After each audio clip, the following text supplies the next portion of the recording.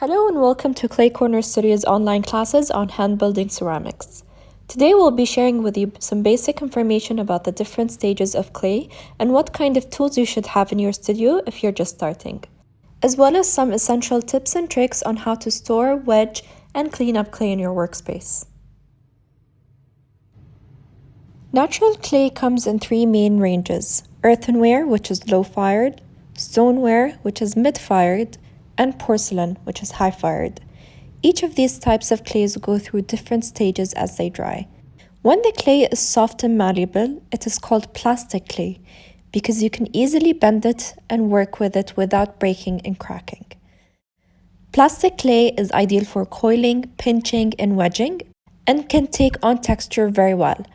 Keep in mind that soft clay is not wet clay. As it dries a little, the clay enters the leather stage, when it is no longer sticky to the touch and can hold its shape when standing upright. At this stage, you can still get away with shaping it and bending it a little without cracking. Leather clay is ideal for slab building and for scoring a slipping, or in other words, attaching two pieces together. The next stage is leather hard, and it is when the clay can no longer be bent, but it is not yet completely dry. This stage is great for cleaning up and polishing the piece, such as smoothing it down with a wet sponge or trimming and carving. When the clay is completely dry, it is called bone dry. At this stage, you can no longer bend, attach, or shape it. However, you can still buff and sand it. The piece is quite fragile at this stage and not functional until fired. One use for bone dry clay is making slip. Slip is a liquid or paste form of the clay, which is made using bone-dry clay and water, since bone-dry clay absorbs water much faster than any other stage of clay. Slip can be used like glue to attach pieces of clay together, or sometimes be used to slip cast into plaster molds. Pieces made with clay in all its stages before firing are called greenware and are not yet ceramic pieces. The first firing that clay goes through to become ceramic is called a bisque firing. Ceramics are fired in a kiln, which is an oven made for ceramics that fires to very high temperatures of over 1,000 degrees Celsius. Firing can happen at different ranges for different types of clays and glazes.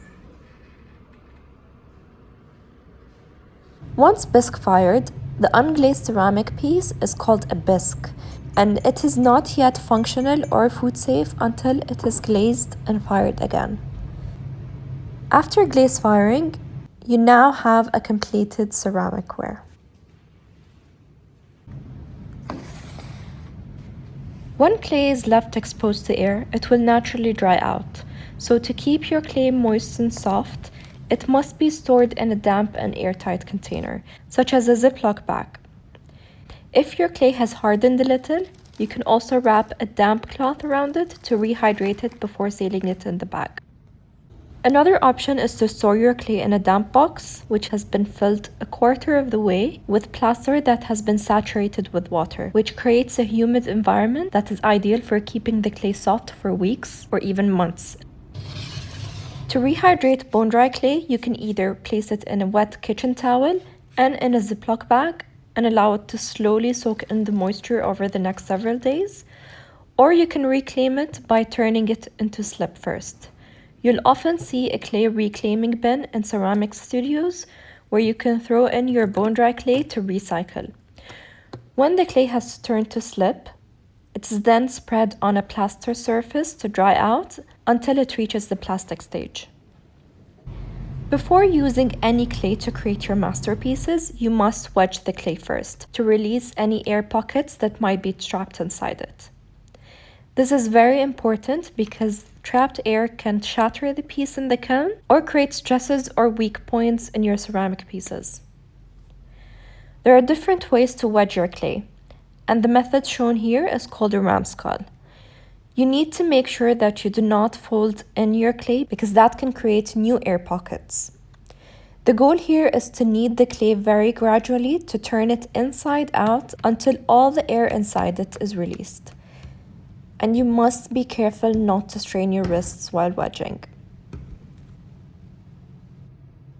When working with clay, it's important to use a non-stick surface.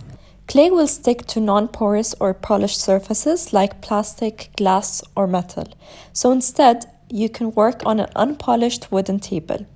If you don't own one, then you can cover your table with unprimed canvas or use pieces of plywood to work on. When it comes to using clay tools, there is always more than one function that you can use each for.